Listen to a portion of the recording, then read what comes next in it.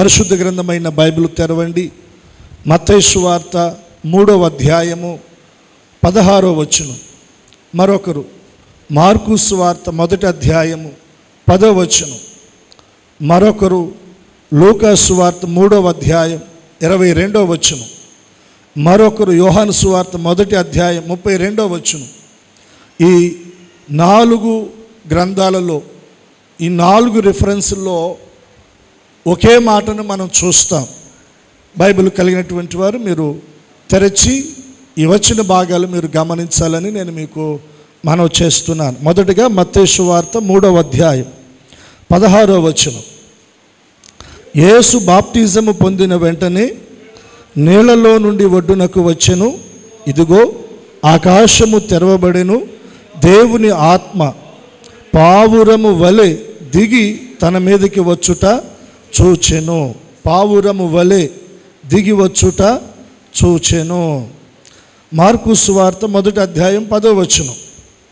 అక్కడ కూడా ఇవే మాటలు మనం గమనించగలం. మీరు చూడండి ఆ రిఫరెన్స్ కూడాను. 1వ అధ్యాయం మార్కు సువార్త 10వ వచనం. వెంటనే ఆయన నీళ్లలో నుండి ఒడ్డునకు వచ్చెను.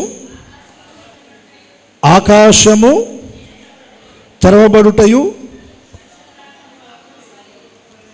పరిశుద్ధాత్మ పావురము వలె తన మీదకి దిగి వచ్చుటయు చూచెను.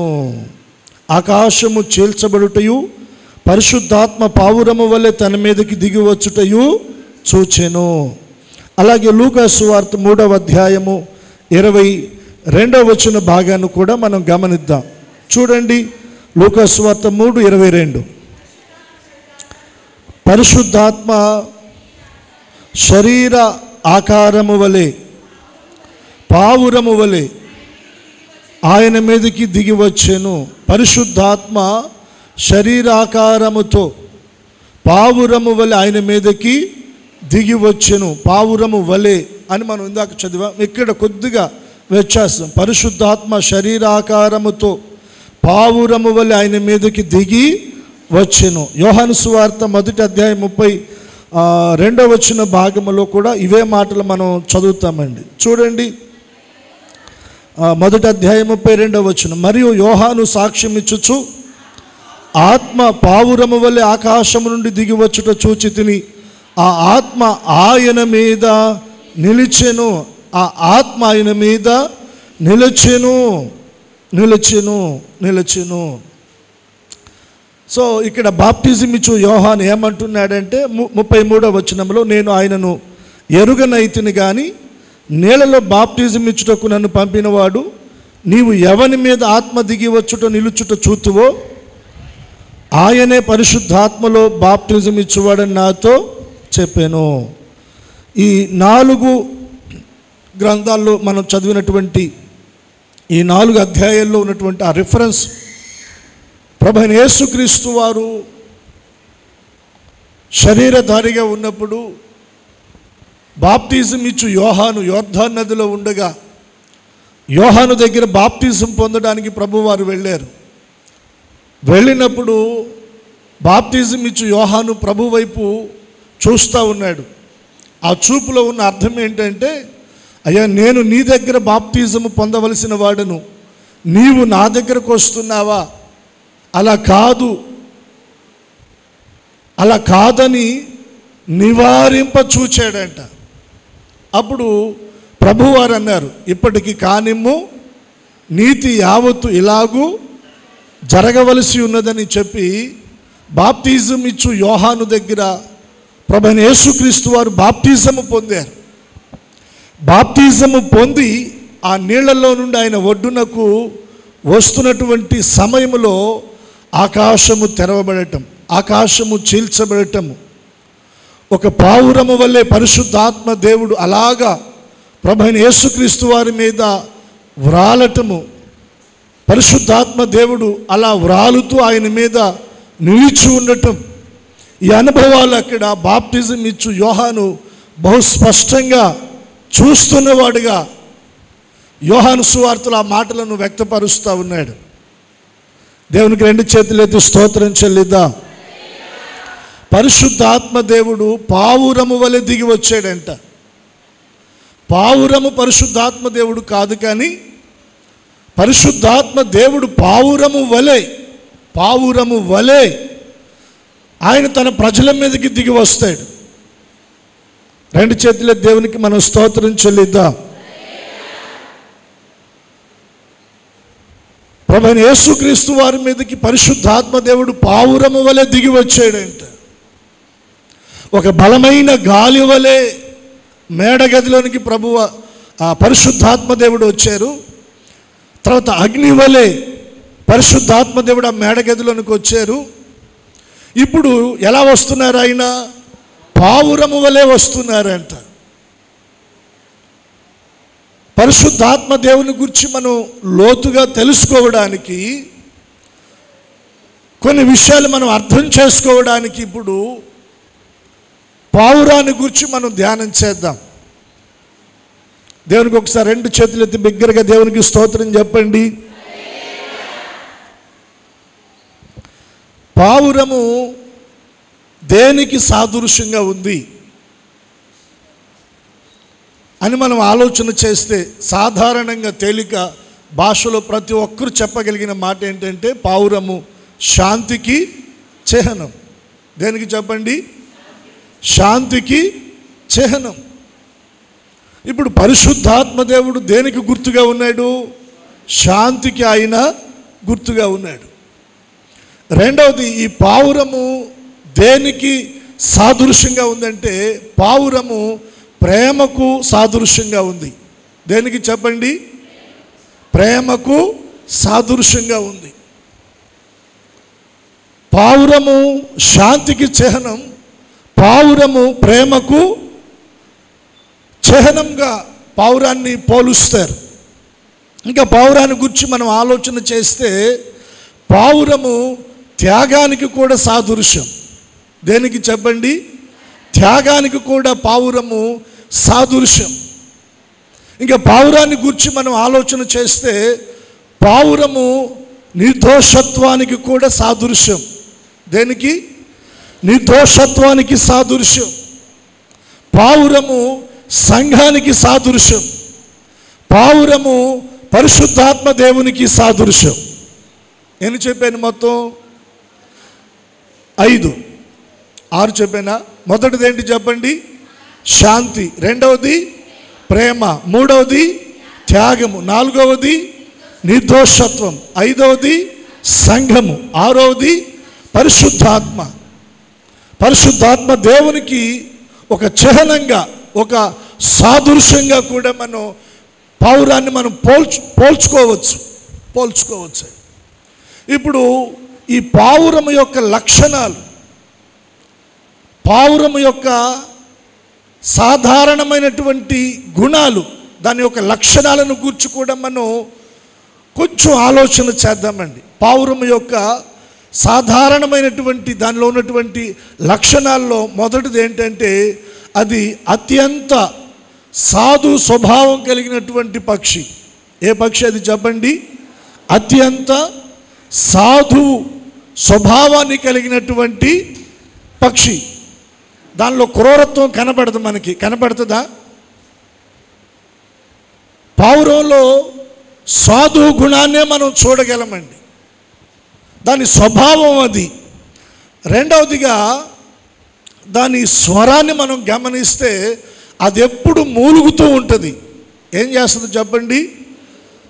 పావురము పెద్దగా అది అరవటం కానీ కేకలు వేయటం కానీ చూస్తామా మనం? అది ఎప్పుడు కూడా మూలుగుతూ ఉంటుంది. పావురము యొక్క స్వరము చాలా మధురమైనది. తర్వాత అది మూలుగుతూ ఉంటుందండి. మరొకటి పావురము యొక్క స్వభావం ఏంటంటే అది ఎప్పుడు కూడా పరిశుద్ధంగా లేదా పరిశుభ్రంగా ఉంటుంది. అది మీరు ఎప్పుడైనా గమనించండి. వేరే పక్షులు మనకి మురికిగా కనపడవచ్చు, కానీ పావురం ఎప్పుడు కూడా అది మనకు మురికిగా కనపడదండి. చాలా పరిశుభ్రంగా ఉంటుంది పావురం. అది దాని యొక్క స్వభావం, దాని యొక్క లక్షణం అది. తర్వాత పావురాన్ని గురించి మనం ఇంకా ఆలోచన చేస్తే, పావురము అది తీసుకునేటువంటి ఆహారం ఏదైతే ఉందో అది శ్రేష్టమైన ఆహారాన్ని తీసుకుంటుంది. ఏ ఆహారాన్ని తీసుకుంటుంది చెప్పండి? శ్రేష్టమైన ఆహారాన్ని తీసుకుంటుంది. అంటే కుళ్ళిపోయిన ఆహారాన్ని అది తీసుకోదు, పాడైపోయిన ఆహారాన్ని తీసుకోదు, ఫ్రెష్ ఆహారాన్ని తీసుకుంటుంది పావురం. మీరు ఇంకా కొన్ని పక్షులను మీరు గమనిస్తే చచ్చిపోయిన వాటిని అవి ఆహారంగా తీసుకుంటాయి. కానీ పావురం అలా ఎప్పుడు కూడా కుళ్ళిపోయిన చచ్చిపోయినటువంటి ఆహారాన్ని తీసుకోవడానికి పావురం ఇష్టపడదు. అది దాని యొక్క నేచర్, దాని యొక్క స్వభావం. ఒకవేళ ఆకలిగా ఉన్న అలాగే ఉంటుంది, కానీ చచ్చిపోయిన వాటి మీద వాలి, కుళ్ళిపోయినటువంటి వాటి మీద వ్రాలి తన కడుపు నింపుకోవడానికి పావురం ఎప్పుడు కూడా ఇష్టపడదండి. దేవునికి ఒకసారి 2 చేతులు ఎత్తి స్తోత్రం చెల్లిద్దాం. మరొకటి నేను చెప్తున్నాను, పావురం యొక్క స్వభావం ఏంటంటే తన జీవితంలో తాను జత కట్టిన పావురము, తన జత పావురము ఏదైతే ఉందో అది ఒకవేళ చనిపోతే మిగిలిన పావురం ఏదైతే ఉందో అది తాను చనిపోయే అంతవరకు కూడా మరొక పావురంతో జత కట్టదంట. అది మరొక పావురంతో అది జత కట్టదు. తన జీవితంలో ఒకే ఒక పావురంతో అది జత కడుతుంది. జత కట్టినటువంటి పావురం ఒకవేళ చనిపోతే అలా ఒంటిగానే మిగిలిపోతుందంట. అది దాని యొక్క స్వభావం, పావురం యొక్క స్వభావం. ఇప్పుడు నేను మరలా మీకు జ్ఞాపకం చేస్తూ ఉన్నాను. పావురం యొక్క స్వభావాల్లో మొట్టమొదటిది ఏంటి చెప్పండి? సాధు స్వభావం. దానిలో క్రూరత్వం మనకి కనబడదు. రెండవదిగా దాని స్వరము చాలా బాగుంటుంది, ఎప్పుడు కూడా మూలుగుతూ ఉంటుంది. మూడవది అది పరిశుభ్రమైనది, అంటే పరిశుద్ధతను కోరుకునేది. నాలుగవదిగా శ్రేష్టమైనటువంటి ఆహారాన్ని అది తీసుకుంటుంది, కుళ్ళిపోయిన ఆహారాన్ని అది తీసుకోదు. ఐదవది అది తన జీవితంలో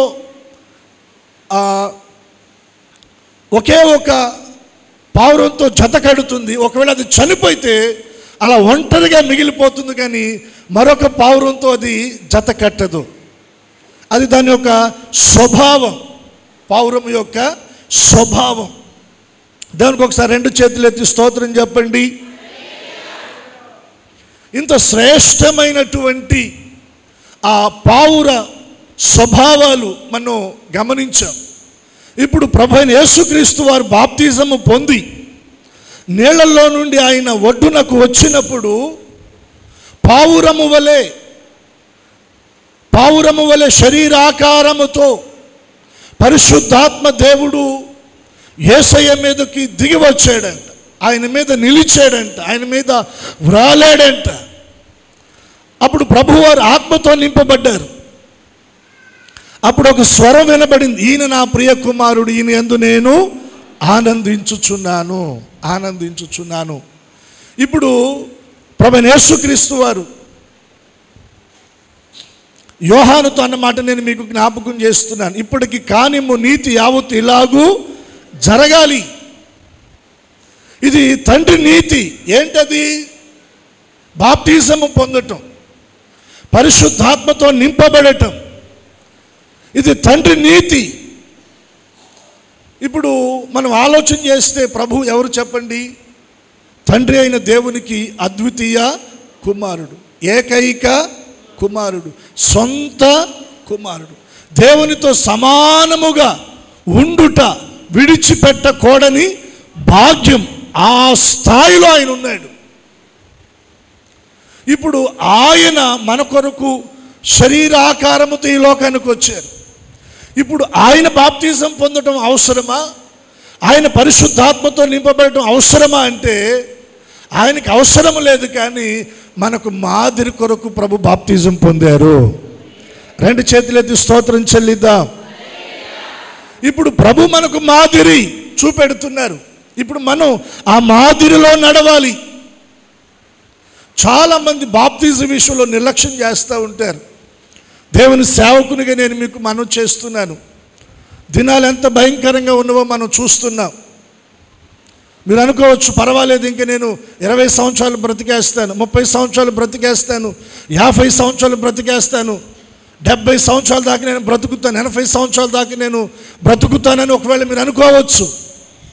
కానీ మనం చూస్తున్న, మనం గమనిస్తున్న పరిస్థితులను బట్టి మనం ఆలోచన చేస్తే ఏ రోజు కాదు, ఏ గడియ కాదు, ఏ గంట కాదండి, ఏ నిమిషము ఏం జరుగుతుందో కూడా తెలియని పరిస్థితుల మధ్యన మన ప్రయాణం సాగుతూ ఉంది, మన జీవనం సాగుతూ ఉంది, మన మనుగడ సాగుతూ ఉంది.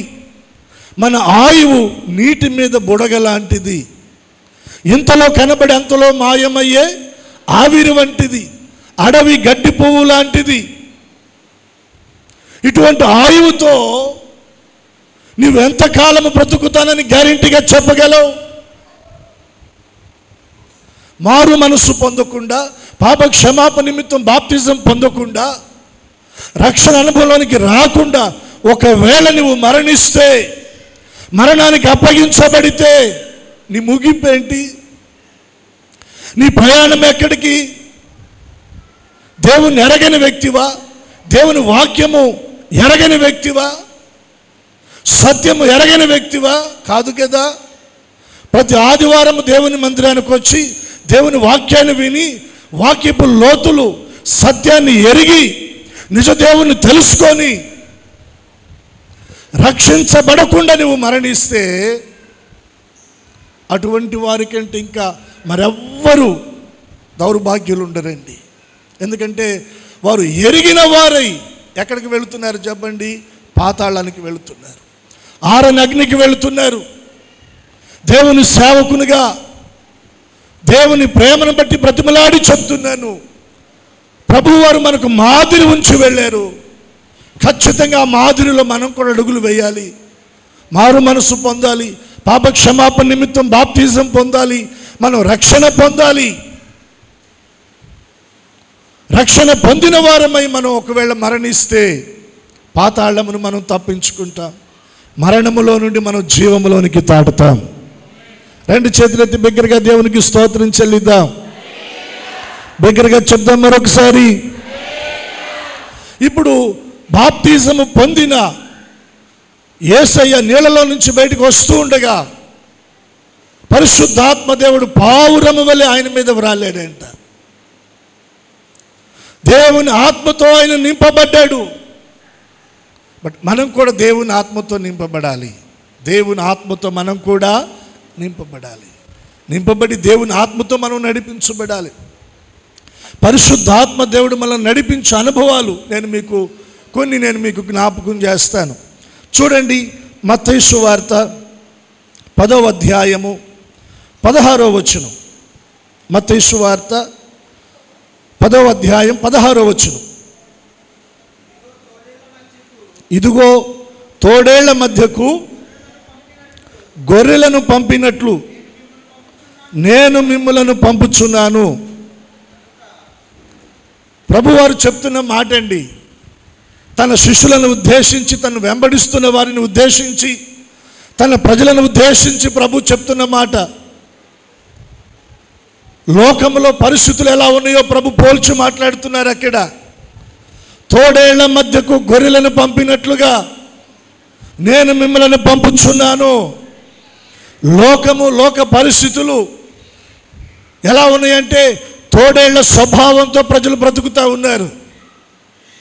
దేవుని ఎరిగినటువంటి ప్రజల పరిస్థితి, వారి స్వభావం ఏంటంటే గొర్రె స్వభావం. గొర్రె తోడేళ్ల మధ్యకు వెళితే తోడేళ్ళు గొర్రెలను బ్రతకనిస్తాయా చెప్పండి? అవకాశం ఉందా? లేదు కదా. అయితే తోడేళ్ల మధ్యకు గొర్రెలను పంపించినట్లుగా నేను మిమ్మల్ని పంపిస్తున్నా లోకములోనికి. కాబట్టి మీరు ఎలా ఉండాలో దాన్ని నేను మీకు తెలియచేస్తున్నానని ప్రభు చెప్పారు అక్కడ. ఏమన్నారు అక్కడ? కనుక పాముల వలె వివేకులై, పావురము వలె నిష్కపటులై ఉండండి. ఆ చివరి మాట మనం తీసుకుందాం. ప్రభువారు చెప్పిన మాట ఏంటి? పావురము వలె ఎలా ఉండాలంట? నిష్కపటులై ఉండండి. పావురము పరిశుద్ధాత్మ దేవునికి మనం చిహ్నంగా సాదృశ్యంగా మనం పోల్చుకుంటే పరిశుద్ధాత్మ దేవుడు మనలోనికి ఆయన వస్తే ఆయన మనలో చేసే మొదటి కార్యం ఏంటంటే ఆయన మనల్ని నిష్కపటులుగా చేస్తాడు. ఎలా చేస్తాడు ఆయన చెప్పండి? నిష్కపటులుగా చేస్తాడు. ప్రభువు అన్నారు, తోడేళ్ల మధ్యకు గొర్రెలను పంపినట్లుగా నేను మిమ్మల్ని పంపుతున్నాను. కాబట్టి మీరు ఎలా ఉండాలంటే పావురము వలె మీరు నిష్కపటులై ఉండాలి. తోడేళ్ల మధ్యకు వెళ్ళినప్పుడు మీ స్వభావం తోడేళ్ల స్వభావంగా మారిపోకూడదు. రాబందుల మధ్యకు మీరు వెళ్ళినప్పుడు మీ స్వభావం రాబందుల వలె మారిపోకూడదు. నక్కల మధ్యకు వెళ్ళినప్పుడు మీ స్వభావం నక్కల స్వభావం వలె మారిపోకూడదు. ఒసరి వెళ్ళి మారినట్లుగా మన స్వభావం ఎవరి మధ్యన ఉంటే వారి వలె మన స్వభావం మారిపోకూడదు. పావురము వలె మన స్వభావం అంటే పరిశుద్ధాత్మ దేవుని యొక్క స్వభావం వలె మన స్వభావం కూడా మారిపోవాలి. పావురము యొక్క స్వభావం ఏంటంటే దానిలో నిష్కపటాన్ని మనం చూస్తున్నామండి. అంటే కపటము లేదు. ఏమి లేదు? కపటము లేదు. మనం కూడా కపటము లేని వారంగా ఉండాలి. హల్లెలూయా. సాధ్యమేనా? దేవుని ఆత్మతో నింపబడితే సాధ్యమే. రెండు చేతులు ఎత్తి బిగ్గరగా దేవునికి స్తోత్రం చెల్లిద్దాం. కపటం వలన మనం కోల్పోయే దాన్ని నేను ఒక రిఫరెన్స్లో నేను మీకు చూపెడతానండి. పరిస్థితులు మన ముందు భిన్నంగా ఉండొచ్చు, మనకి ఇబ్బంది కలగచ్చు, నష్టం కలగచ్చు, కష్టం కలగచ్చు. అయినప్పటికీ కూడా మనం కపటంగా ప్రవర్తించకూడదు.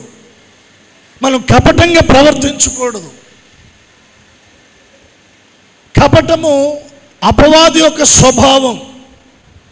నిష్కపటం అన్నది పరిశుద్ధాత్మ దేవుని యొక్క స్వభావం. రెండు చేతులు ఎత్తి స్తోత్రం చెప్పండి. తోడేళ్ల మధ్యకు యేసయ్య పంపించాడు కదా అని తోడేళ్ల స్వభావాన్ని మనం తెచ్చుకోకూడదు. కాస్తంత జ్ఞానంగా మన సాక్ష్యాన్ని కాపాడుకోవాలి, మన ఆత్మీయతను కాపాడుకోవాలి, భక్తిని కాపాడుకోవాలి, సాక్ష్యాన్ని కాపాడుకోవాలి. ప్రభు కొరకు మరణము వరకు నమ్మకంగా మనం బ్రతకాలి. మీరు చూడండి, ఆదికాండం 34వ అధ్యాయం 13వ వచనాన్ని మీరు చదవండి.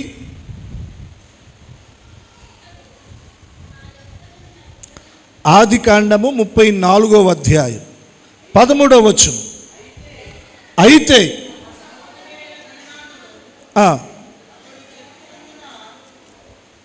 చదవండి.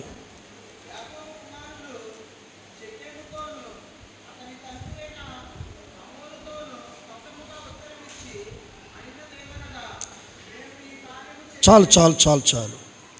నేను మైక్లో చదువుతాను, మీరు జాగ్రత్తగా గమనించండి. ఆదికాండం 34వ అధ్యాయం 13వ వచనం. అయితే తమ సహోదరి అయిన దీనాను అతడు చెరిపినందున యాకోబు కుమారులు షెకెముతోనూ అతని తండ్రి అయిన హామోరుతోనూ ఎలా ఉత్తరం ఇచ్చారంట? కపటముగా ఉత్తరం ఇచ్చారంట. ఎలా ఉత్తరం ఇచ్చారు చెప్పండి? కపటముగా ఉత్తరం ఇచ్చారు. యాకోబు తన పిల్లలను తీసుకొని ఒక ప్రాంతం నుండి మరొక ప్రాంతానికి వచ్చాడు. యాకోబు సంతానం 12 మంది కుమారులు, ఒక కుమార్తె. మొత్తం ఎంతమంది? 13. ఆ కుమార్తె పేరేంటి? దీనా. ప్రాంతం మారారు కదా, ఈ క్రొత్త ప్రాంతం ఎలా ఉంటుందో చూద్దామని దీనా యవనురాలు ఒంటరిగా ఇంటిని వదిలిపెట్టి బయటికి ప్రయాణం చేస్తూ ఉంది. బయటికి వెళ్ళేటప్పుడు అన్నలనో ఇంట్లో ఉన్నటువంటి పెద్దవాళ్ళనో ఎవరినో వెంట పెట్టుకొని వెళ్ళాల, ఒంటరిగా వెళ్ళింది. వెళితే ఆ ప్రాంతంలో ఉన్న ఒక యవనుని కన్ను దీనా మీద పడింది. దీనా మీద పడి దీనాను అతను పాడు చేస్తాడు. పాడు చేసిన తర్వాత ఆ బాధతో ఇంటికి వచ్చి తన అన్నలకి తన తల్లిదండ్రులకు ఆ విషయాన్ని చెప్పినప్పుడు యాకోబు ఏం చేయాలో అర్థం కాక, నేను అన్య దేశంలో ఉన్నాను కదా, ఇక్కడున్న ప్రజలందరూ కూడా నాకంటే మించినటువంటి బలమైనటువంటి జనాంగం కదా, ఇప్పుడు నేను ఏం చేయగలను అని ఆలోచన చేస్తున్నాడు. కానీ యాకోబు కుమారులు ఉన్నారు కదా, షిమియోను, లేవి, వీరిద్దరూ కూడా కపటంగా ప్లాన్ చేస్తూ ఉన్నారు. దీనాన్ని ఎవరైతే పాడు చేశాడో అతడు తన తండ్రిని వెంట పెట్టుకుని యాకోబు దగ్గరకు వచ్చాడు. యాకోబుతో మాట్లాడుతూ ఉన్నాడు, నీ కుమార్తె మీద మనసు పడ్డాడు, నా కుమారునికి ఇచ్చి వివాహం చేయండి, హోలీ ఎంత కావాలంటే అంత ఇస్తాను, మీరు మా మధ్య నివసించవచ్చు, ఇక్కడ మీరు వ్యాపారాలు చేసుకోవచ్చు, బియ్యం అందొచ్చు, మాలో మీరు కలిసిపోవచ్చు, నా కుమారుడు చేసింది తప్పే, దానికి నష్టపరిహారంగా ఏం కావాలన్నా ఇస్తాను, దీనాను మా ఇంటి కోడలుగా చేసుకుంటాను అని ఒప్పందాన్ని మాట్లాడుతూ ఉన్నాడు. దానికి యాకోబు ఏమి ప్రత్యుత్తరం ఇవ్వలేదు. కానీ యాకోబు కుమారులు ఉన్నారు కదా, షిమ్యోను, లేవి, వీరిద్దరూ కపటముగా ప్లాన్ చేశారంట. కపటంగా ప్లాన్ చేసి వారితో ఏమని మాట్లాడుతూ ఉన్నారు, షెకెముతోను అతని తండ్రి అయిన హమోరుతో కపటంగా ఉత్తరం ఇచ్చాడంట. ఏమని మాట్లాడుతున్నారంటే, మేము ఇశ్రాయేలీలము, మాకు ఒక నిబంధన ఉంది, మేము నిబంధన ప్రజలము, మేము సున్నతి చేయబడినటువంటి ప్రజలము, సున్నతి లేనటువంటి వారికి మా చెల్లిని మేము ఎలా ఇస్తాము, కాబట్టి మీరు కూడా సున్నతి చేయించుకుంటే మా చెల్లిని మీకు ఇచ్చి బియ్యం అందుతామని చెప్పి కపటంగా మాట్లాడుతారు. అప్పుడు హమ్మోరు, షెకెము వారు మాత్రమే కాదండి, ఆ ప్రాంత ప్రజలందరూ కూడా సున్నతి చేసుకోవడానికి ముందుకు వస్తారు. వారందరికీ కూడా సున్నతి చేస్తారు. వారు ఆ గాయముతో బాధలో ఉన్నప్పుడు వీరు ఖడ్గాలు పట్టుకొని ఆ ఊరి మీద పడి అక్కడున్న మగవాళ్ళందరినీ చంపేస్తారు. కోపముతో అక్కడున్నటువంటి పురుషులందరూ కూడా వధ చేస్తారన్నమాట. ఇది ఒక భయంకరమైనటువంటి కోప ఆవేశంతో జరిగినటువంటి కార్యం అది. ఇప్పుడు వీళ్ళు ఏమనుకుంటున్నారంటే, నేను కపటముగా ఉత్తరం ఇచ్చి నా పగ తీర్చుకున్నాను, నా కక్ష తీర్చుకున్నాను, నా చెల్లిని పాడు చేసిన వాడిని నేను చంపాను, వాని కుటుంబాన్నే కాదు వాని యొక్క రక్త సంబంధికులను ఆ ప్రాంత ప్రజలందరూ కూడా నేను చంపేశాను అని అనుకుంటున్నాడండి. అంటే అది ఆ క్షణానికి లేదా ఆ గడియకు ఆ రోజుకు సరిపోయింది. కానీ భవిష్యత్తులో దానిని బట్టి దేవుడు వారికి ఒక ఆశీర్వాదాన్ని కూడా తన తండ్రి ద్వారా విడుదల చేయలేదండి. యాకోబు అవసాన కాలంలో ఇంకా కొద్ది దినాల్లో చనిపోయేటప్పుడు తన 12 మంది పిల్లలను పిలిచి ఒక్కొక్కరిని ఆశీర్వదిస్తూ ఉన్నాడు. అలా ఆశీర్వదిస్తున్నప్పుడు ఈ షిమ్యోను, లేవిని గురించి ఒక ఆశీర్వచనాన్ని కూడా పలకల. ఏమని పలికాడో చూద్దాం. ఆ మాట మీరు చూడండి. 49వ అధ్యాయము, మీరు ఆదికాండము 49వ అధ్యాయము 5వ వచనాన్ని మీరు గమనించండి. షిమ్యోను, లేవియను సహోదరులు వారి ఖడ్గము, నా ప్రాణమా వారి ఆలోచనలో చేరవద్దు, వారి సంఘముతో కలుసుకొనవద్దు, వారు కోపము వచ్చి మనుషులను చంపిరి, తమ స్వేచ్ఛ చేత ఎద్దుల గుదికాలి నరములను తెగగొట్టిరి, వారి కోపము వేండ్రమైనది, వారి ఉగ్రతయు కఠినమైనది, అవి శపింపబడును. ఏమొచ్చింది చెప్పండి? వారి మీదకి శాపం వచ్చింది. ఎవరైతే కపటంగా యోచన చేస్తారో, ఎవరైతే కపటంగా ప్రవర్తిస్తారో, ఎవరైతే కపటంగా వారి పగ తీర్చుకుంటారో, ఎవరైతే కపట యోచనలు చేస్తారో వారి విషయంలో భవిష్యత్తులో వారికి ఒక్క దీవెన కూడా దొరకదు. వారి సొంత తండ్రి అయిన యాకోబే అవసాన కాలంలో తన పిల్లలందరినీ దీవిస్తూ ఉన్నాడు, కానీ వీరిని దీవించలేకపోయాడు. ఒక దీవెన వచనం కూడా వారిని గురించి అక్కడ పలకల. వారి మీదకి శాపం వస్తుందని చెప్పాడు. యాకోబే దీవించలేకపోయాడు కదా కపటంగా ప్రవర్తించినటువంటి వారిని. మరి దేవుడు దీవిస్తాడా? దేవుడు దీవిస్తాడా? ప్రియ దేవుని సంఘమా, ప్రియ దేవుని ప్రజలారా, ఒకసారి మీరు ఆలోచన చేయండి. మీ ఆత్మీయ జీవితంలో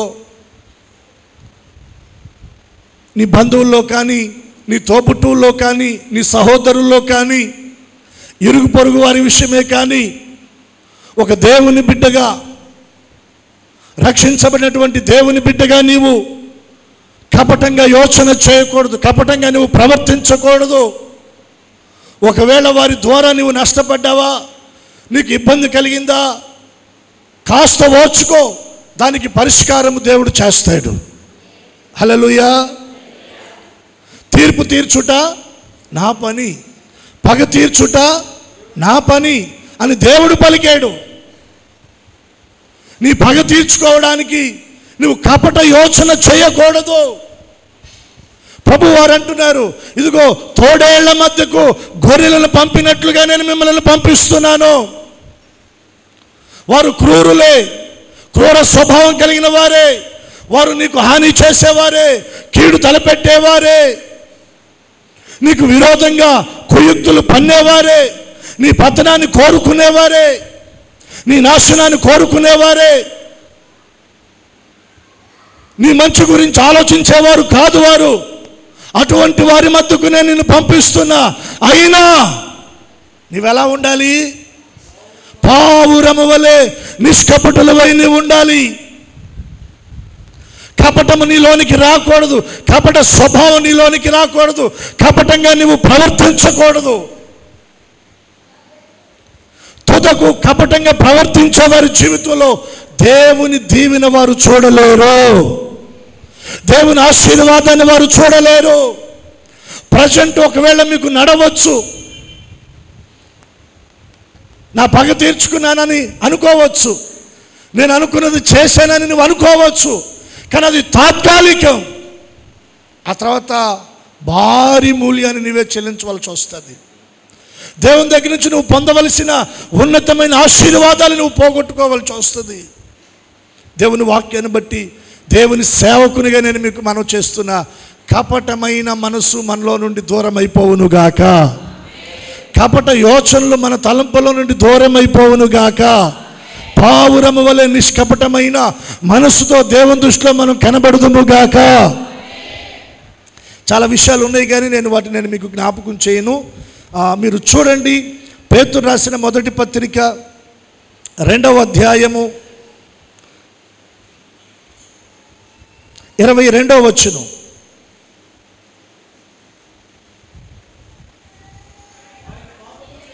ఆయన పాపము చేయలేదు, ఆయన నోట ఏ కపటమును. ఎవరి గురించి ఈ మాట చెప్పబడుతుంది? దగ్గరగా చెప్పాలి. ఎవరి గురించి? ఆయన పాపము చేయలేదు, ఆయన నోట ఏ కపటమును.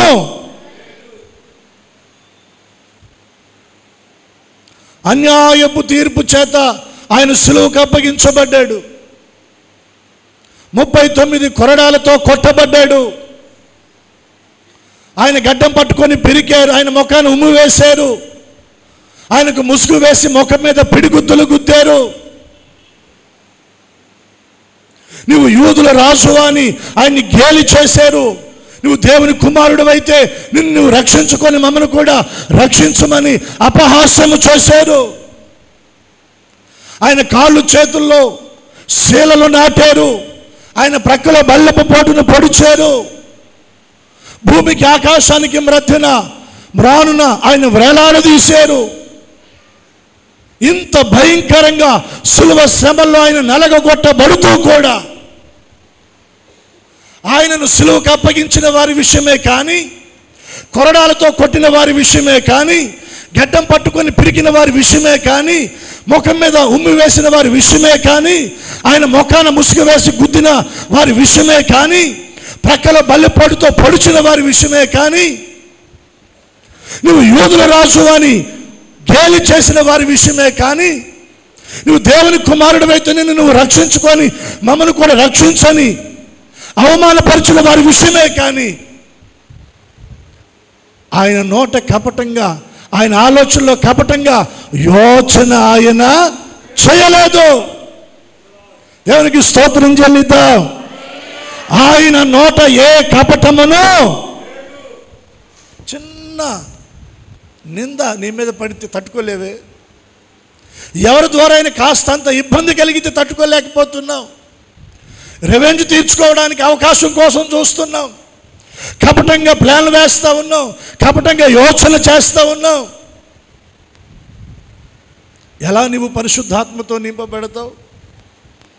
అంత సిలువ శ్రమలు ఆయన అనుభవిస్తూ ఆయన నోట ఏ కపటమో. ఇది ఎవరు చెప్పారో తెలుసా? రోమా గవర్నరు పొంతి పిలాతు సాక్ష్యం ఇచ్చాడండి. ఎవరిచ్చారు? పొంతి పిలాతు సాక్ష్యం ఇచ్చాడు. మీరు చూడండి, యోహాను సువార్త 19వ అధ్యాయం 4-6 వచనాలు మనం చదవగలిగితే, పిలాతు మరలా వెలుపలకి వచ్చి, ఇదిగో ఈయన యందు నాకు ఏ దోషము, చప్పట్లు కొట్టి దేవుని నామాన్ని కనపరుద్దాం, గట్టి కొడదాం, యేసయ్యకి కొడదాం, ఆయనకి మహిమ ఆరోపిస్తూ కొడదాం. మన విషయమై సిలువ శ్రమలను పొంది అనుభవించి తన ప్రాణమును త్యాగము చేస్తూ కూడా ఆయన నోట ఏ కపటము లేదు. మనకు మాదిరండి. రోమా గవర్నర్ పొంతి పిలాతు సాక్ష్యం ఇస్తున్నాడు, ఇదిగో ఈయనలో నాకు ఏ దోషము కనబడటం లేదు, ఈయనలో నాకు ఏ కపటము కనబడటం లేదు, ఈయనలో నాకు ఏ నేరము కనబడటం లేదు. మరి మన దాకా వస్తే మన పరిస్థితి ఏంటి చెప్పండి? మన పరిస్థితి ఏంటి? మన పరిస్థితి ఏంటి? బైబిల్లో స్వతహాగా ప్రభువారు ఒక వ్యక్తిని గురించి సాక్ష్యం ఇచ్చాడండి. ఆ వ్యక్తిని నేను మీకు పరిచయం చేస్తాను. చూడండి, యోహాను సువార్త 1వ అధ్యాయం 47వ వచనం. యేసు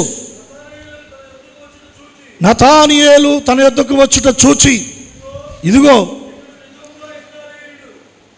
ఇతడు నిజముగా ఇశ్రాయేలీయుడు, ఇతని యందు ఏ కపటమును లేదని అతన్ని గూర్చి చెప్పాను. ఎవరిని గూర్చి? నతానియేలు. ఫిలిప్పు నతానియేలును ప్రభు దగ్గరికి తీసుకొని వస్తూ ఉన్నాడు. నతానియేలు వాదన పెట్టుకున్నాడు. ఏమని వాదన పెట్టుకున్నాడంటే, యేసుక్రీస్తు ప్రభువారిని గురించి గొప్పగా చెబుతున్నావు, కరెక్టే, ఆయన ఏ ప్రాంతానికి సంబంధించిన వాడని అడిగాడు. అడిగితే ఫిలిప్ అన్నాడు, ఆయన నజరేతుకు సంబంధించిన వాడని అన్నాడు. అప్పుడు నతానియేలు అన్నాడు, ఓ పిచ్చోడా, నజరేతులో నుండి ఏ మంచిది రాదని దేవుని లేఖనాలు చెప్తా ఉన్నాయి, నీవేమో ఆయన నజరేతు వాడు అంటున్నావు, ఆయన గురించి గొప్పగా చెబుతున్నావు, నేను రాను అన్నాడు నతానియేలు. అప్పుడు ఫిలిప్ ఏమన్నాడంటే, అవేమో నాకు తెలియదు, ఒక్కసారి నువ్వు వచ్చి చూడు, ఆయన గురించి తెలుసుకో ఒక్కసారి అని గడ్డం పట్టుకొని బ్రతిమలాడి తీసుకొచ్చాడు. ఫిలిప్ బాధపడలేక యేసు ప్రభు దగ్గరకు వచ్చాడు నతానియేలు. అలా వస్తూ ఉండగా, అల్లంత లెక్క దూరంగా ఉండగానే నతానియేలును చూచిన ప్రభు అంటున్నాడు, ఇదిగో ఇతడు నిజముగా ఇశ్రాయేలీయుడు. అంటే చాలామంది ఇశ్రాయేల్ అని చెప్పుకుంటున్నారు, కానీ వాళ్ళు నిజానికి కాని ఇశ్రాయేలీయులు. ఎందుకు నిజానికి కాని ఇశ్రాయేలీయులు? పేరుకు చెప్పుకుంటున్నారు, పేరుకు తగినటువంటి క్రియలు వారి జీవితంలో లేవు. ఈ రోజున అదే పరిస్థితి. చాలామంది మేము క్రైస్తవులు అని చెప్పుకుంటున్నారు, కానీ క్రైస్తవులకు తగినటువంటి క్రియలు మాత్రం వారిలో కనబడటం లేదు. చాలామంది అయ్యా నేను దేవుని ఆత్మతో నింపబడ్డానయ్యా, అబ్బా నేను నింపబడ్డానయ్యా అంటారు. దేవుని ఆత్మతో నింపబడితే దేవుని ఆత్మకు సంబంధించినటువంటి ఆ స్వభావ క్రియలు మనలో కనబడాలి కదా. అదే దేవుని ఆత్మతో నింపబడటం అంటే. ఇతడు నిజముగా ఇశ్రాయేలీయుడు. ఎందుకు ఇశ్రాయేలీయుడు నిజంగా అంటే ప్రభు అన్నాడు, అతనిలో ఏమి లేదంట, చెప్పాలి గట్టిగా, ఏమి లేదు, కపటం లేనివాడే ఇశ్రాయేలీయుడు. యాకోబుని గూర్చి కూడా దేవుడు సాక్ష్యం ఇచ్చాడు, యాకోబులో ఏ వంకరతనమో కనబడలేదన్నాడు. మనం కూడా నతానీయేలు వలె కపటం లేని ఇశ్రాయేలుగా, ఆత్మ సంబంధమైన ఇశ్రాయేలుగా పరిశుద్ధాత్మ ద్వారా మార్చబడుదునుగాక. కపటము తొలగించబడునుగాక, కపటము కొట్టివేయబడునుగాక. పరిశుద్ధాత్మ పావురము వలె ఆయన మన మీదకి మనలోనికి వస్తున్నప్పుడు పావురము వలె నిష్కపటులమై మనం మారిపోవాలండి. అసలు ఎవరు ధన్యులో తెలుసా? ఆత్మలో కపటము లేనివాడు వెండి బంగారాలు కలిగిన వాడు కాదండి, ఆస్తిపాస్తులు కలిగిన వాడు కాదు, బంధు బలగం కలిగిన వాడు కాదు. నిజానికి ఎవరు ధన్యులంటే ఆత్మలో కపటము లేనివాడు. మీరు చూడండి, కీర్తనలు 32వ అధ్యాయము 2వ వచనాన్ని మీరు గమనిస్తే అక్కడ ఒక మాట మనం చూడగలం.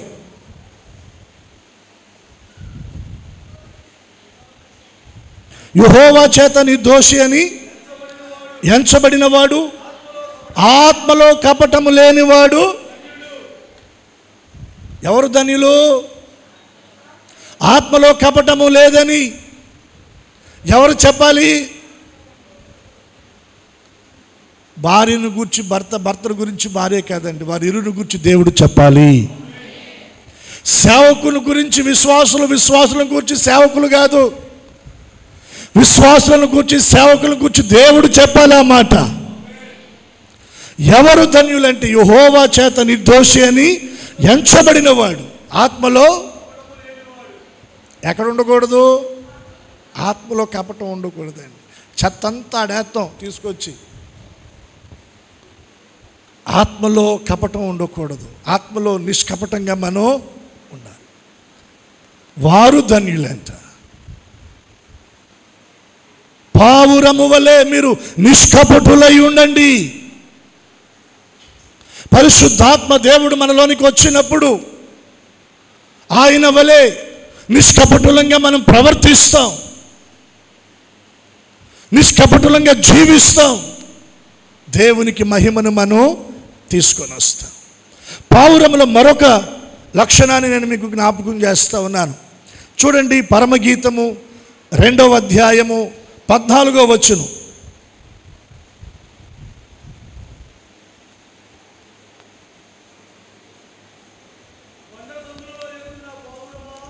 బండ సందులో ఎగురు నా పావురమా, పేటు బీటులను ఆశ్రయించు పావురమా, నీ స్వరము మధురము. అందరు 2 చేతులు ఎత్తి స్తోత్రం చెప్పండి. పావురము యొక్క స్వరం అంటే ఎలా ఉంటుందంట? చెప్పాలా? ఎలా ఉంటుంది? పావురము యొక్క స్వరము మధురము. ఇది మనిషి చెప్తున్న మాట కాదు, దేవుడు చెప్తున్న మాట. మధురము, మధురము, మధురము.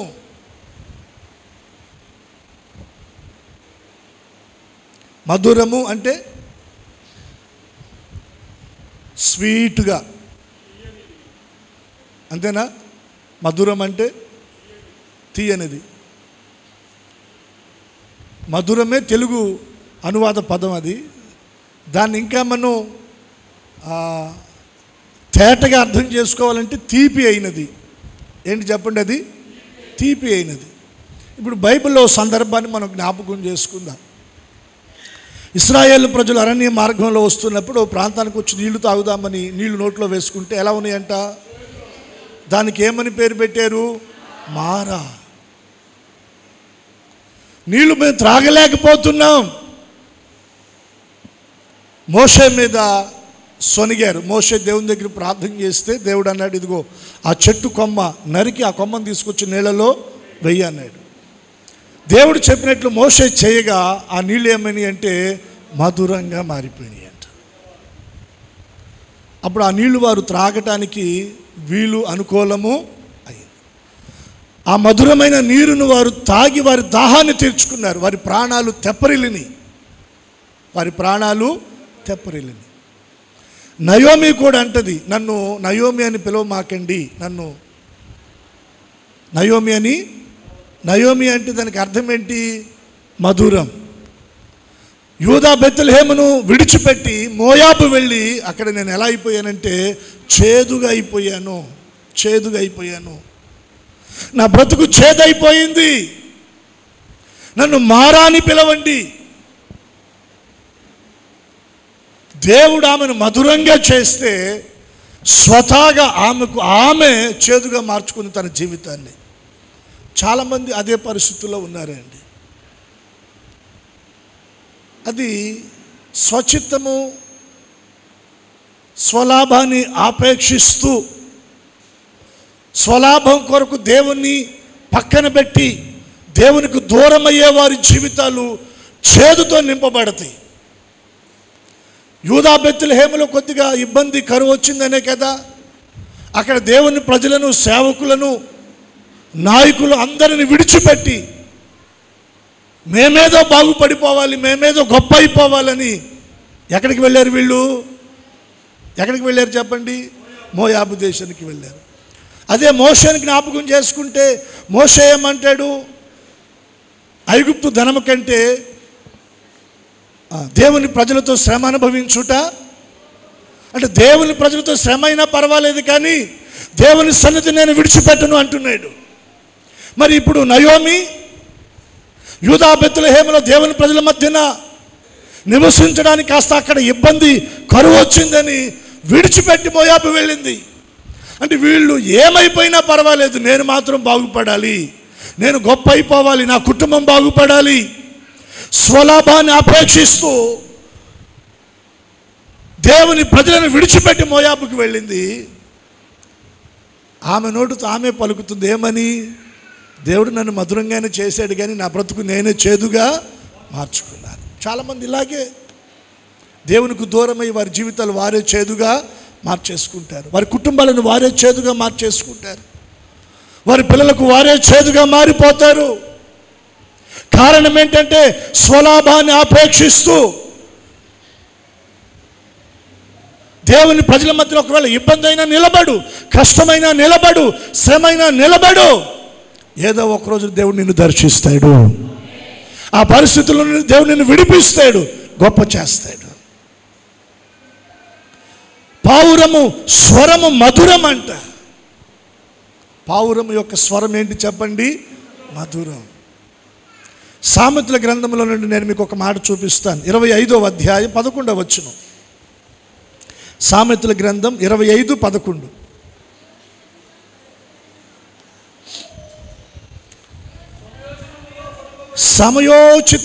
సమయోచితముగా పలకబడిన మాట చిత్రమైన పళ్ళెములో పెట్టబడిన బంగారు పండ్ల వంటిది.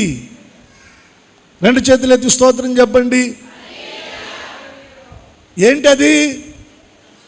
వెండి పళ్ళెములో పెట్టబడిన బంగారు పండ్ల వంటిది.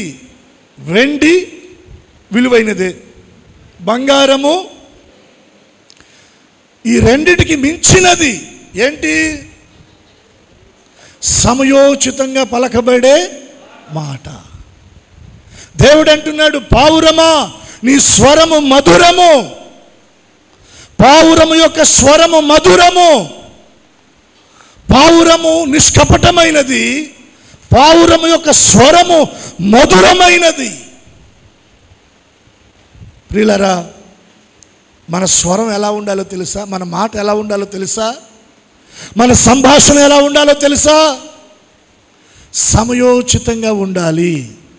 ఎలా ఉండాలి? అందరూ చెప్పండి మాట. ఎలా ఉండాలి? ఇంకోసారి చెప్పండి.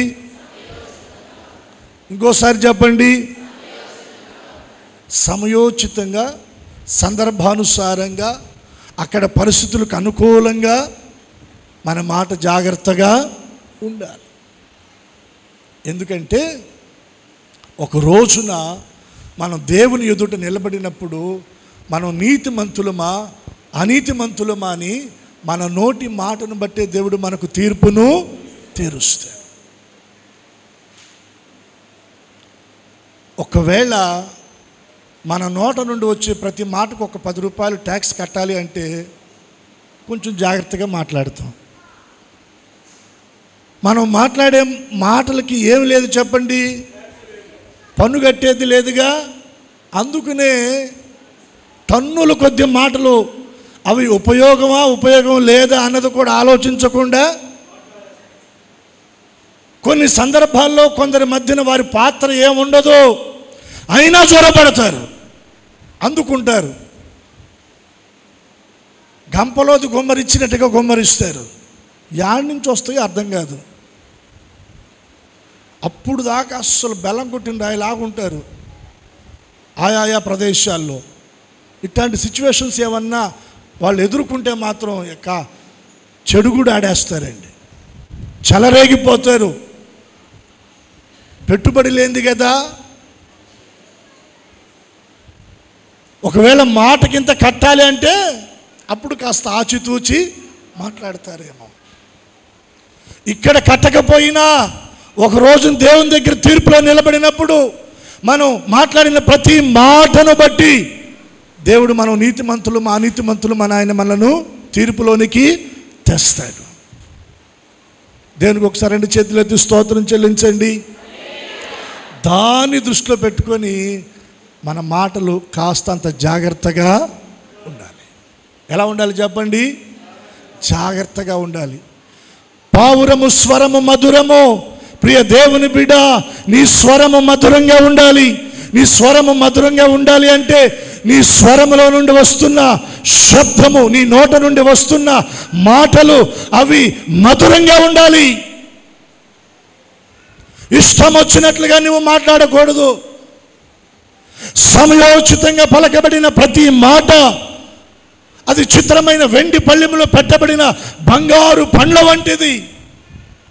వెండి దేనికి సాదృశ్యం అంటే విమోచనకు సాదృశ్యం. వెండి దేనికి సాదృశ్యం చెప్పండి? విమోచన.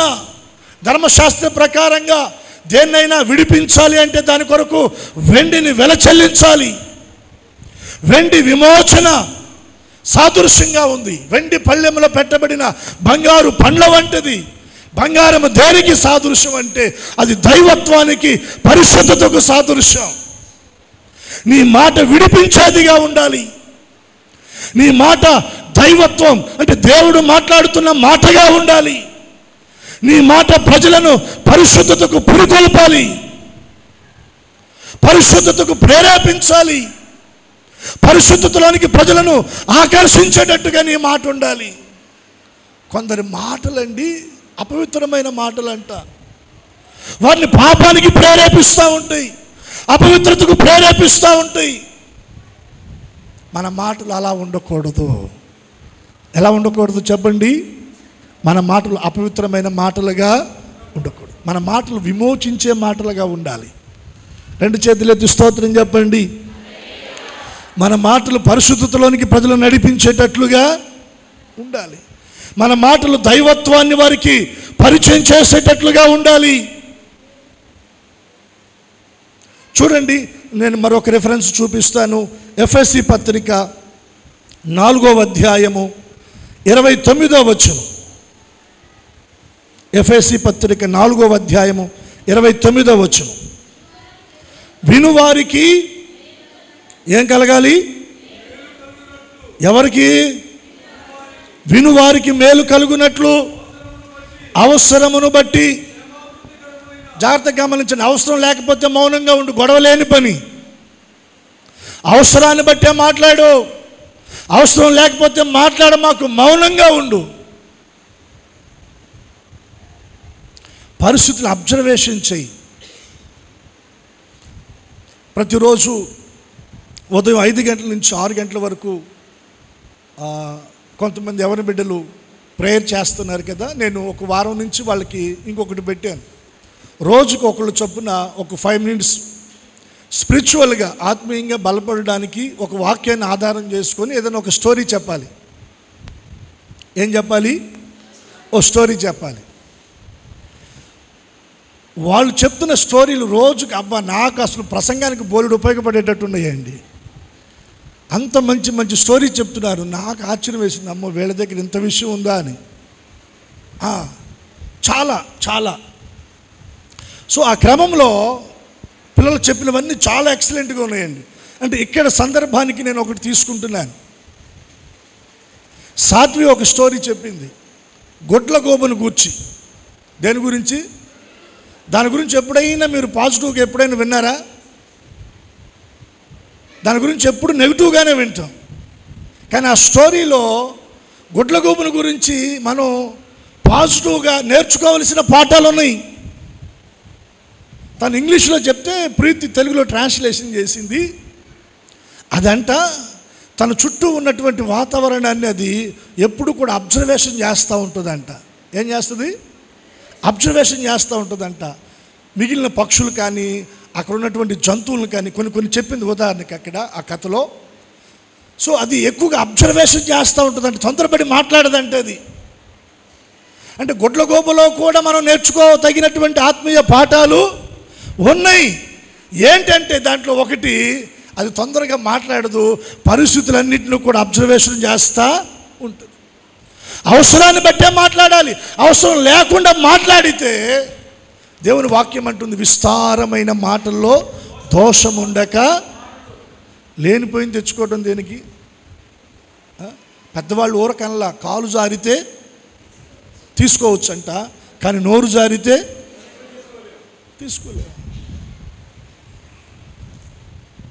నోరు జారితే తర్వాత వచ్చే అనర్థాలు, నష్టాలు, ఇబ్బందులు ఇన్ని అన్ని కాదు.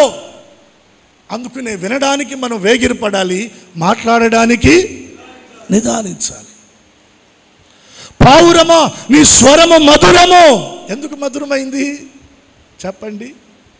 సమయోచితంగా మాట్లాడుతుంది, వినడానికి వేగిరపడుతుంది, మాట్లాడడానికి నిదానిస్తుంది. వినేవారికి మేలు కలుగునట్లుగా అవసరమును బట్టే మాట్లాడాలంట. చూడండి, ఆ మాట మీరు కంటిన్యూ చేయండి.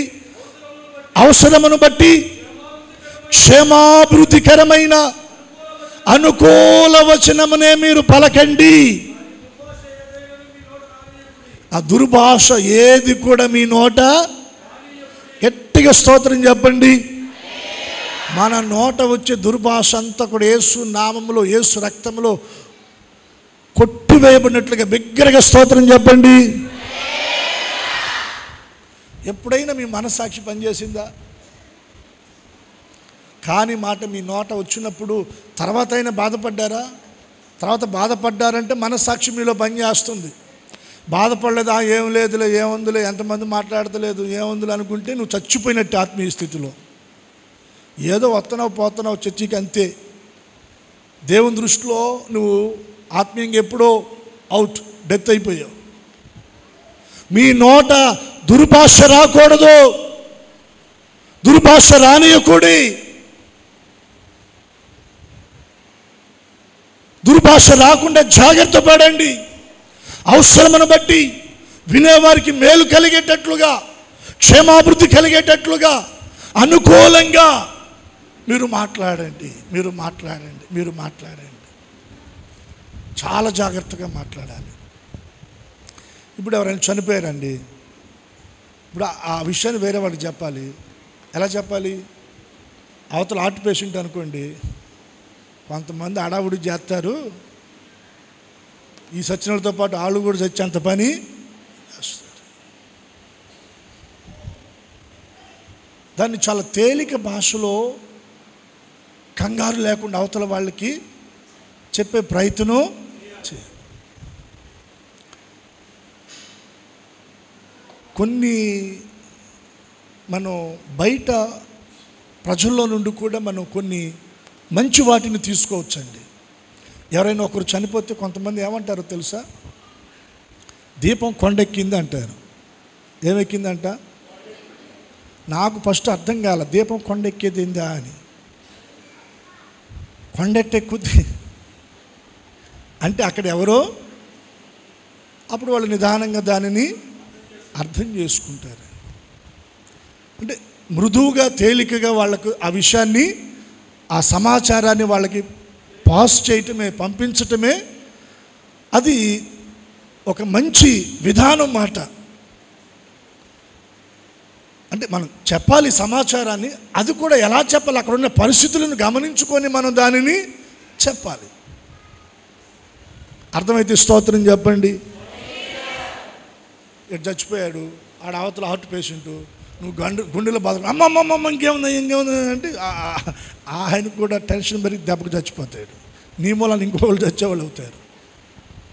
స్తోత్రం చెప్పండి. మీరు ఎఫెసీ పత్రిక 5:4 కూడా చూడండి. అక్కడ ఏమంటాడంటే, కృతజ్ఞతావచనమే మీరు ఉచ్చరించవలెను, మీరు బూతులైనను, పోకిరి మాటలైనను, సరసొక్తులైనను, అది పావురానికి ఇవి తగవు. ఏం తగవు? బూతులు తగవు. చెప్పండి, ఏం తగవు? ఈ మాట తీసేసేయండి పాస్టర్ గారు, ఇంకో ఇది కొంచెం కష్టం, కానీ ఇది కొంచెం పక్కకి పెట్టండి, హోల్డ్లో పెట్టండి అంటారా? నేనెవరిని పెట్టడానికి? అది పరిశుద్ధ గ్రంథంలో పరిశుద్ధాత్మదేవుడు అక్కడ వ్రాయించాడు. ఏవి తగవు చెప్పండి? బూతులు. 100లో 90 మంది లేచిపోతారు ఈ వాకింగ్ దగ్గరకు వస్తే. జాగ్రత్త పడాలా? స్తోత్రం చెప్పండి. బూతులైనను, చెప్పండి ఏ మాటలో, అది ఇక్కడ 80 మంది లేచిపోతారు. ఇప్పుడు అసలు అన్నీ ఇవే కదండి. పిల్లల్లో, కుర్రోళ్ళలో, పెద్దోళ్ళు అన్నీ డబుల్ మీనింగే, త్రిబుల్ మీనింగు.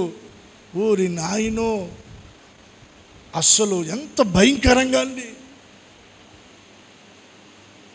ఆది కాండంలో చెడుతనము గొప్పదాయను భూమి మీద అని దేవుడు వ్రాయించాడు. ఇప్పుడు మాట్లాడే మాటలు అవి, ఆ పోకిరి మాటలు, ఆ సరసొక్తులు, అవి చాలా అసహ్యంగా ఉంటాయి. కానీ వాటిని గొప్పగా మాట్లాడుకుంటున్నారు ఒకరితో ఒకళ్ళు. కుటుంబంలో పిల్లల మధ్యన కూడా మాట్లాడుకుంటున్నారు తల్లిదండ్రులు. ఎంత భయంకరమో. వాళ్ళకి తగిందేమో, కానీ దేవుని పిల్లలంగా మనకది, ఇవి మీకు తగదు. బూతులైనను, పోకిరి మాటలైనను, సరసొక్తులైనను ఉచ్చరింపకూడదు, ఇవి మీకు. మీ సంభాషణ ఎలా ఉండాలంటే ఉప్పు వేసినట్టు ఉండాలి. ఎలా ఉండాలి? కొలసీ పత్రిక రాస్తాడు, మీ సంభాషణ ఉప్పు వేసినట్లు ఉండాలి. కూరలో ఉప్పు వేస్తే ఎలా ఉంటుంది? రుచిగా ఉంటుంది. ఉప్పు వేయకపోతే ఎలా ఉంటుంది? సప్పగా ఉంటుంది. అరే సప్పగా ఉందని ఉప్పు వేయాలి కదా అని మరి కాస్తంత అదనంగా వేస్తే ఏమవుద్ది? తినటానికి పనికిరాదు. నేను మాట్లాడగలనని కాస్త 4 మాటలు ఎక్కువ మాట్లాడితే అక్కడ మొత్తం కంపు అయిపోద్ది.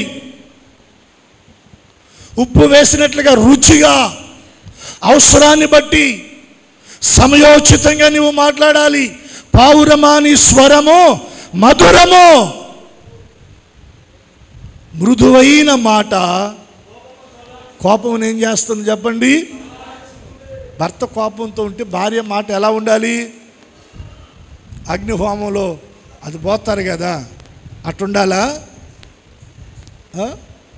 ఒకవేళ ఏదన్నా భార్య చిరాకులో ఉందనుకో, భర్త వైపు నుండి మాట ఎలా ఉండాలి?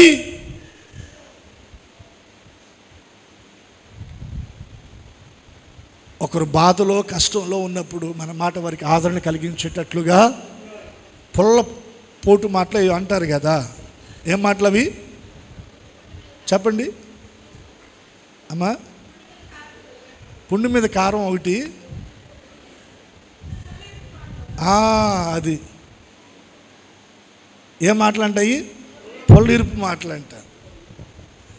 ఇవన్నీ యేసు నామములో దూరం అయిపోవునుగాక. పావుర స్వరం ఎలా ఉంటుంది?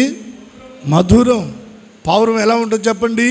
నిష్కపటమైనది. కపటం దానిలో మనం ఇంకో మాట కూడా అంటారండి, పావురంలో చేదు ఉండదంట. ఏముండదు? నిజమైనది, చేదు. అన్ని పక్షుల్లో ఏముంటుంది? చేదు ఉంటుంది. పావురంలో ఏముండదు? చేదు ఉండదు. కపటం ఉండదు దానిలో. అది నిష్కపటమైనది. దాని స్వరం మధురం. దాని కన్నులు ఎప్పుడు కూడానండి నీళ్లు కారుతూ ఉంటాయి. ఏం కారుతాయి చెప్పండి? నీళ్లు కారుతూ ఉంటాయండి. దాని స్వరము మధురము. అది మూలుగుతూ ఉంటే దాని కళ్ళలో నుంచి నీళ్లు కారుతూ, నీళ్లతో నింపబడి ఉంటాయి పావురం కళ్ళు ఎప్పుడు కూడా. ఆ మూలుగుడు దేనికి సాదృశ్యం అంటే విజ్ఞాపనకు సాదృశ్యం. కన్నీరు విడుస్తూ దేవుని పాదాల దగ్గర చేస్తున్న విజ్ఞాపనకు సాదృశ్యం. విజ్ఞాపనకు సాదృశ్యం. మూడోదిగా ఒక మాట చెప్పి నేను ముగించేస్తాను సమయాభావాన్ని బట్టి. మీరు పరమగీతము 2వ అధ్యాయం 14వ వచనంలోనే ఇంకొక మాట, నీ స్వరము మధురము. ఇంకో మాట మనం కంటిన్యూ చేస్తే అక్కడ, నీ ముఖము మనోహరము. ఏంటంట? ముఖము ఎలా ఉందంట చెప్పండి? మనోహరం. పావురం యొక్క ముఖము మనోహరం. పావురం యొక్క ముఖాన్ని చూసినప్పుడు మనకి ఎలా ఉంటుంది చెప్పండి? మనోహరంగా ఉంటుందంట. అంటే నేనేమంటానంటే దైవత్వము పావురపు యొక్క ముఖంలో కనబడుతుంది. ఏం కనబడుతుంది? దైవత్వం యొక్క ఆ కాంతి కనబడుతూ ఉంటుంది. మన ముఖాలను చూసినప్పుడు ఎలా కనబడాలి చెప్పండి? ఎలా కనబడాలి? దైవత్వం మన ముఖాలలో కనబడాలి. దైవత్వం మన ముఖాల్లో కనబడాలి. దేవుని కళ, దైవత్వం యొక్క కళ, దేవుని యొక్క కాంతి, దేవుని యొక్క ముఖ కాంతి మన ముఖంలో కనబడాలండి. ఫిలిప్పీల రాజు దగ్గరికి ఒక రోజున దావీదు వెళతాడు. వెళితే దావీదుని గురించి ఒక అన్యుడు, దేవుని ఎరగిన ఒక అన్యుడు, ఒక శత్రువు దావీదుని గురించి ఏమని మాట్లాడతాడు తెలుసా? నీవు నా దృష్టికి దైవదూత వలె కనబడుతున్నావు అంటాడు. ఎలా కనబడుతున్నాడంట? దేవుని దూత వలె కనబడుతున్నాడంట. దావీదును చూడగానే శత్రువు పలుకుతున్న మాట, నిన్ను చూస్తే దేవుని దూతను చూసినట్లుగా ఉంది. మనల్ని చూస్తే దేవుణ్ణి చూసినట్లుగా మన ముఖంలో ఎవరు కనబడాలి చెప్పండి? ఇది దేనికి సాదృశ్యం అంటే మనం క్రీస్తును పోలి మనం నడుచుకోవాలి. లోకానికి క్రీస్తు మనలో కనబడాలి. లోకానికి క్రీస్తు ఎక్కడ కనబడాలి? మనలో కనబడాలి. ఆ దైవత్వ కళ మనలో కనబడాల. ఆ మహిమ మనలో కనబడాల. ఆ తేజో మహిమ మనలో కనబడాలండి. పావురం యొక్క ముఖము ఎలా ఉంటుందంటే అది మనోహరంగా ఉంటుందంటండి. మనం కూడా ప్రార్థనలో ఏడవాలి. ఎక్కడ ఏడవాలి చెప్పండి? ప్రార్థనలో ఏడవాలి. విడిగా ఉన్నప్పుడు సంతోషంగా ఉండాలి.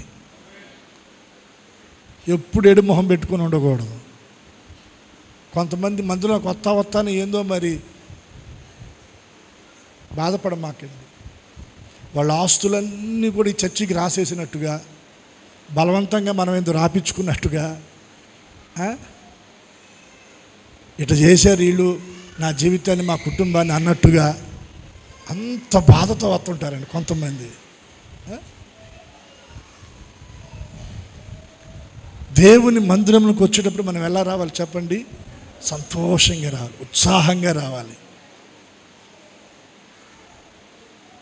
కొంతమంది ఏమో అక్కడక్కడ పకలబడి నవ్వుతారు లోకంలో. మందిరానికి వచ్చేటప్పటికి మాత్రం విచారంగా వస్తారండి, దిగులుగా వస్తారు. బయట ఎక్కడ ఎలా ఉన్నా దేవుని మందిరంలో ఎలా ఉండాలి చెప్పండి? సంతోషంగా ఉండాలి. ప్రార్థన చేస్తున్నావా? ప్రార్థనలో కన్నీరు విడు, దుఃఖపడు, వేదన పడు, దేవుని పాదాలు తడుపు. ప్రార్థన చేసుకునేటప్పుడు అన్న మనోదుఖంతో ప్రార్థన చేసుకుంది. ప్రార్థన అయిపోయిన తర్వాత కూడా ఏడు మొహం పెట్టుకొని ఉందా? యాకోబు ఆ రాత్రి దేవుని దగ్గర పెనుగులాడేటప్పుడు కన్నీరు విడిచాడు, తెల్లారా కూడా ఏడిచాడా? మనం ప్రార్థనలో కన్నీరు విడవాలి, దుఃఖపడాలి, వేదన పడాలి, దేవుణ్ణి కదిలించాలి ప్రార్థనతో.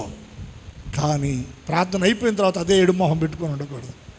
దేవుడు అద్భుతం చేస్తాడని మన మొహం అంతా కూడా దేవుని వెలుగుతో నింపబడాలి, దేవుని మహిమతో నింపబడాలి. దావీదును చూస్తే పలికిన మాట మనల్ని చూస్తే పలకాలి. యాకోబును గురించి చెప్పబడిన మాట ఎందుకు తెలుసా? ఇశ్రాయేలు నీ భాగ్యం ఎంత, ఎందుకయ్యా నీ భాగ్యం అంత గొప్పది? యెహోవా రక్షించిన నిన్ను పోలిన వారు ఎవరున్నారు? మనమంతా దేవుని ద్వారా రక్షించబడిన ప్రజలము. మనలను పోలిన వారి ప్రపంచంలో ఎవ్వరు కూడా లేరండి. రాజుల్లో లేరు, అధిపతుల్లో లేరు, ప్రధానుల్లో లేరు, ధనవంతుల్లో లేరు, గొప్ప వాళ్ళలో లేరు. వారందరికీ మించిన భాగ్యవంతులము. ఏంటి మన భాగ్యం అంటే? ఆయన మనలను రక్షించాడు, ఆయన మనలను విమోచించాడు, తన సొత్తుగా చేసుకున్నాడు, తన స్వాస్థ్యంగా చేసుకున్నాడు, ఆయన బిడ్డలుగా మనలను స్వీకరించాడు. దీనికి మించిన ధన్యత ఇంకా ఈ ప్రపంచంలో ఇంకొకటి లేదు. ఆ వెలుగుతో మన ముఖాలు నింపబడును గాక, ఆ మహిమతో మన జీవితాలు నింపబడును గాక, సమాజానికి మన ముఖము మనోహరంగా కనబడును గాక. పావురంలో ఎన్ని అనుభవాలు చూసాం మనం చెప్పండి? 3. ఒకటేంటి? నిష్కపటమైనది. 2, పావురం యొక్క స్వరము మధురం. 3వది, పావురం యొక్క ముఖము మనోహరం. దేవుని వెలుగుతో నింపబడింది. మనం కూడా అలా నింపబడదాం. పరిశుద్ధాత్మ దేవుడు పావురము వల్లే మన మీదకి వచ్చి ఈ 3 అనుభవాల్లో ఆయన మనల్ని స్థిరపరిచి దీవించి ఆశీర్వదించునుగాక. ప్రార్థన చేసుకుందాం. కళ్ళు మూయండి.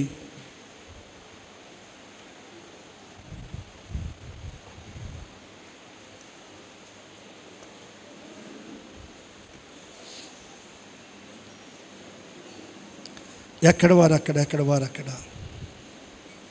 చేతులు పైకెత్తండి. ఒక 2-3 నిమిషాలు ప్రార్థన చేసుకుందాం. పరిశుద్ధాత్మ దేవుడు పావురము వల్లే ఒక్కొక్కరి మీద ఆయన వ్రాలునట్లుగా, ఒక్కొక్కరి మీద ఆయన నిలచున్నట్లుగా అభిషేకము కొరకే అందరము చేతులు ఎత్తుదాం. అందరము చేతులు ఎత్తుదాం. పావురము వలె మనం నిష్కపటులంగా మారాలి. పావురము స్వరము మధురంగా ఉన్నట్లు మన స్వరం మధురంగా మారిపోవాలి. పావురము యొక్క ముఖము మనోహరమైనట్లు మన ముఖము కూడా మనోహరంగా మార్చబడాలి. దేవుని మహిమతో నింపబడాలి. దేవుని ప్రభావముతో మనం తాకబడాలి. చేతులెత్తి అడగండి, అయ్యా పావురము వలె ఆకాశము నుండి నా మీదకు దిగిరండి. అయ్యా నా మీదకి దిగిరండి. నా మీద వ్రాలండి. నా మీద మీరు నిలవండి. నాలోనికి రండి అయ్యా. పరిశుద్ధాత్మ తండ్రి, పరిశుద్ధాత్మ తండ్రి, పరిశుద్ధాత్ముడా మీకు స్తోత్రమయ్యా. అందరూ నోరు తెరిచి పరిశుద్ధాత్మ తండ్రి మీకు స్తోత్రమయ్యా, పరిశుద్ధాత్మ తండ్రి మీకు స్తోత్రమయ్యా, పరిశుద్ధాత్మ తండ్రి మీకు స్తోత్రమయ్యా. ఒక్కొక్కరి మీద మీరు వ్రాలండి అయ్యా. ఒక్కొక్కరి మీద మీరు వ్రాలండి అయ్యా. ఒక్కొక్కరి మీద మీరు వ్రాలండి అయ్యా. ఒక్కొక్కరి మీద మీరు వ్రాలండి. ఏ ఒక్కరిని మీరు దాటిపోవద్దయ్యా. ఏ ఒక్కరిని మీరు దాటి వెళ్ళొద్దయ్యా. ఏ ఒక్కరిని మీరు దాటి వెళ్ళొద్దయ్యా. Hallelujah, hallelujah, hallelujah, hallelujah. Praise the lord, praise the lord, praise the lord. స్తోత్రం, స్తోత్రం, స్తోత్రం, స్తోత్రం, స్తోత్రం. దేవుని ఆత్మాభిషేకము మనల్ని కమ్ముతూ ఉంది, కమ్ముతూ ఉంది. ఎవరు మౌనంగా ఉండొద్దు. నోరు తెరిచి అడగండి. చేతులు ఎత్తి అడగండి, అడగండి. ఒక్కొక్కరిని ప్రభు తాకుతున్నాడు. ఒక్కొక్కరిని తన ఆత్మతో నింపుతున్నాడు, ఒక్కొక్కరిని ఆయన బలపరుస్తున్నాడు, ఒక్కొక్కరిని ఆయన అభిషేకిస్తున్నాడు. హల్లెలూయా, హల్లెలూయా, హల్లెలూయా, హల్లెలూయా. స్తోత్రం, స్తోత్రం, స్తోత్రం, స్తోత్రం, స్తోత్రం, స్తోత్రం, స్తోత్రం, స్తోత్రం. Hallelujah, hallelujah, hallelujah. Praise the lord, praise the lord, praise the lord.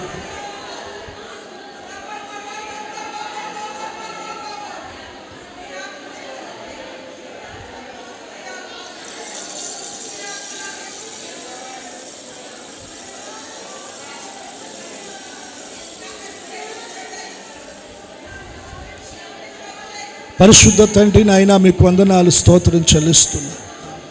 ఈ దినం మీరు మాతో మాట్లాడుతూ వచ్చిన ప్రతి మాట మా హృదయాల్లో ఫలభరితంగా చేయండి. శరీరాకారము వలె నాయన పరిశుద్ధాత్మ తండ్రి పావురము వలె మందిరములో నిలిచిన ఒక్కొక్కరి మీద మీరు వ్రాలుతున్నందుకే స్తోత్రం అయ్యా. ఒక్కొక్కరి మీ ఆత్మతో నింపుతున్నందుకు, బలపరుస్తున్నందుకు, అభిషేకిస్తున్నందుకు స్తోత్రం అయ్యా. నిష్కపటులుగా, మా స్వరము మధురముగా, మా ముఖములు మనోహరంగా మీరు మార్చండి. ఒక్కొక్కరిని దీవించండి, బలపరచండి, ఆశీర్వదించండి, మహిమ పొందండి. యేసు నామమును ప్రార్థించి అడుగుచున్నాము తండ్రి. బిగ్గరగా చెప్దాం ఆమేన్. మరొకసారి చెప్దాం ఆమేన్.